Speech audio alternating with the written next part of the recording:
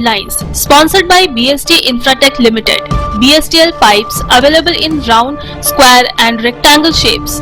15 वर्षों से लगातार सब जगह फिट, हर जगह hit. For trade inquiry, contact 8338000045, 03322623914, 03322623915. Asansol পৌর নিগমের তরফে ঘোষণা করা হয়েছিল যে পৌর নিগমের তরফে 15 জুন অর্থাৎ সোমবার হটন রোডের দুই পাশের অবৈধ দোকানপাট ভেঙে ফেলা হবে। এই ঘোষণার পর সোমবার হটন রোড থেকে ইসমাইল মোড় পর্যন্ত অবৈধ দোকানপাট ভাঙার কাজ শুরু হয়। এদিন দেখা যায় পৌর নিগমের বুলডোজার আসার আগেই অনেক দোকানদার তারা নিজেরাই দোকান সরিয়ে নিয়েছেন।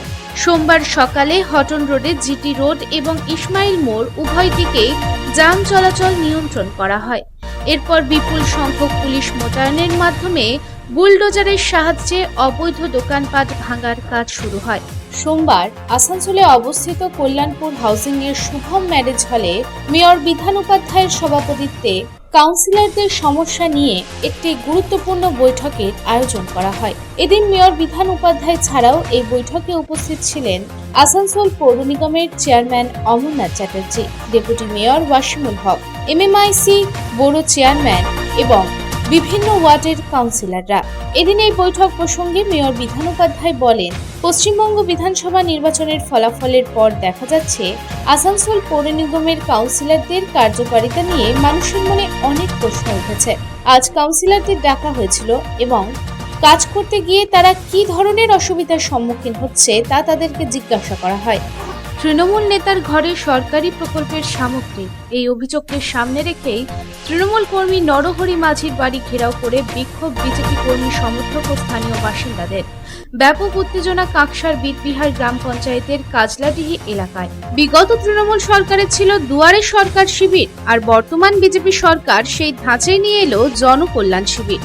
এই শিবিরের মাধ্যমে সাধারণ মানুষের কাছে সরকারি প্রকল্পের সুবিধা পৌঁছে দিতে চাইছে রাজ্যের মুখ্যমন্ত্রী শুভেন্দু অধিকারী।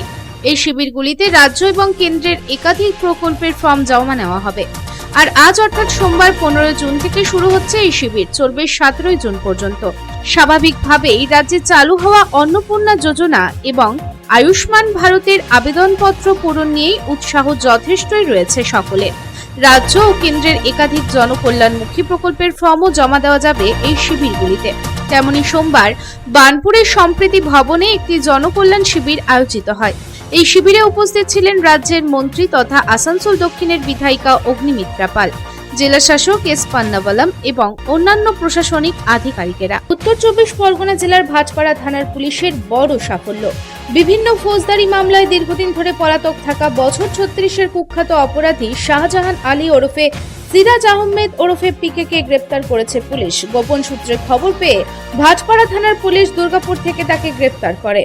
আজ অর্থাৎ সোমবার কড়া নিরাপত্তার মধ্যে পুলিশ তাকে ব্যারাকপুর আদালতে হাজির করে।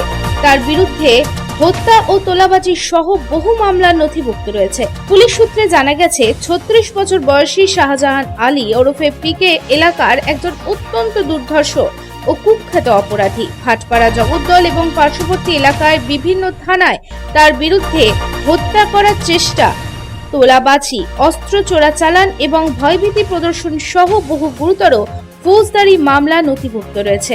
7 জেলার উদ্যোগপতি ও শিল্পপতিদের নিয়ে আয়োজিত প্রাক বাজেট বৈঠক থেকে পূর্বতন তৃণমূল সরকারের বিরুদ্ধে একাধিক বিস্ফোরক অভিযোগ করেন নগর উন্নয়ন মন্ত্রী অগ্নিমিত্রা পাল। রবিবার দুর্গাপুরে সিটি সেন্টারের একটি বেসরকারি হোটেলে রাজ্য সরকারের উদ্যোগে শিল্পপতি, ব্যবসায়ী এবং উদ্যোক্তাদের নিয়ে এই প্রাক বাজেট বৈঠকের আয়োজন করা হয়।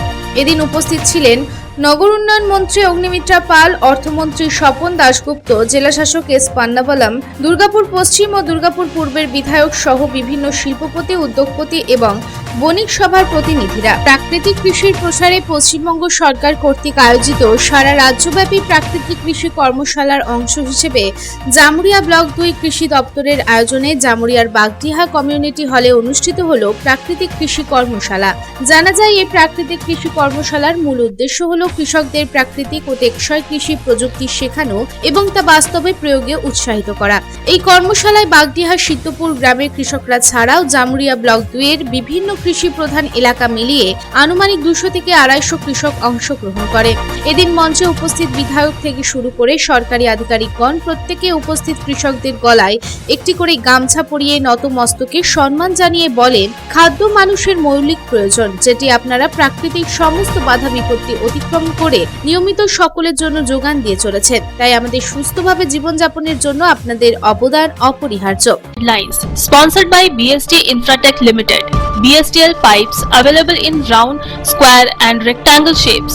15 वर्षों से लगातार सब जगह फिट, हर जगह hit. For trade inquiry, contact 8337800045, 03322623914, 03322623915.